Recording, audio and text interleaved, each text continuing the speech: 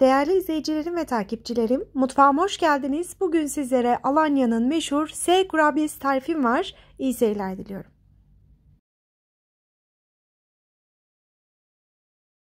Genişçe bir yoğurma kabının içerisine 3 tane yumurta alıyorum. Yumurtanın bir tane sarısını daha sonra üzerine sürmek için ayırdım. Bir çırpıcı yardımıyla karıştırıyorum.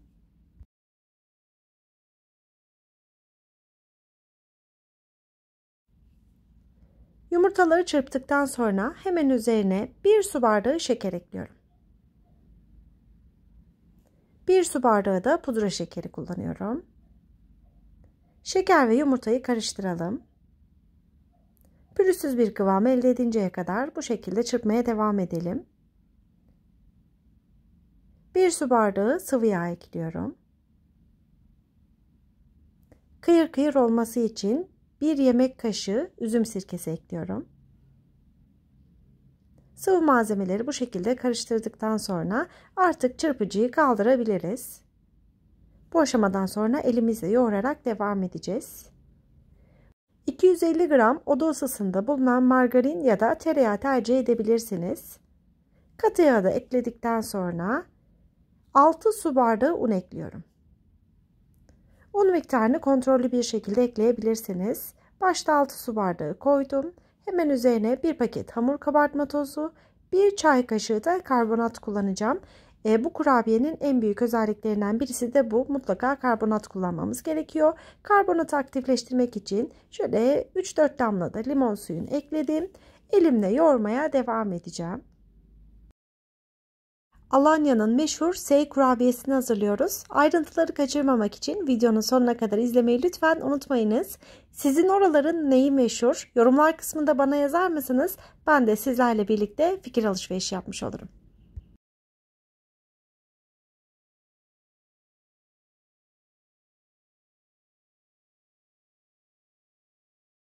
Ele yapışmayan yumuşak bir hamur yoğuralım. Toplamda yaklaşık 7 su bardağına yakın un kullandım. Şekil vererek devam edeceğim.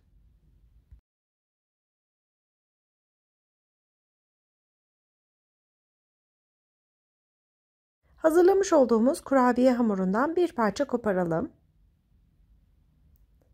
Elimle biraz şöyle sıkıştırdıktan sonra ince uzun bir çubuk elde edeceğim. Daha sonra da S harfini oluşturacağım. Bu şekilde S harfini oluşturuyoruz ve S kurabiyelerimizi bu şekilde hazırlıyoruz. Şimdiye kadar tadan herkesin çok sevdiği ve çok beğendiği bir tarif. Ayrıca da yöresel bir lezzet. Mutlaka denemenizi istediğim tariflerimden birisi. Ayırmış olduğumuz yumurta sarısını hemen kurabiyelerin üzerine sürelim. Bu arada fırınımızı 180 derece alt üst ayarlı fırında ısıtalım.